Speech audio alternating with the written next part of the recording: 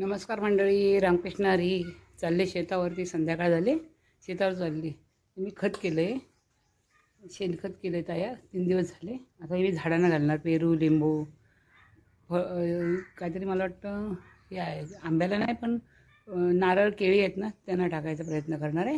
ह्याच्यामध्ये डबल पाणी करायचं, डबल टिबल पाणी करून ते झाडांना घालावं लागतं. सकाळी मी पायवारीला गेलो होतो, इथून कादवमपर्यंत गेलेलो चालत पायवारीला. आणि म्हणजे नाचत वगैरे सगळे हरिपाठ भजन करत करत दिंडी चालली होती. आणि खाली गेल्यानंतर कादवमपर्यंत जवळजवळ 4 किलोमीटर आम्ही आमच्या घरापासून 4 किलोमीटर खाली गेलो होतो. देवळामध्ये तिथे फराळाचं वगैरे म्हणजे नाश्ता असतो, आम्हाला वेफर वगैरे दिला. आणि नंतर आम्ही बिन चप्पलची जाते आणि इथपासून मी 4 किलोमीटर बिन चप्पलची गेलेली आणि बिन चप्पलची मी घरापर्यंत आली.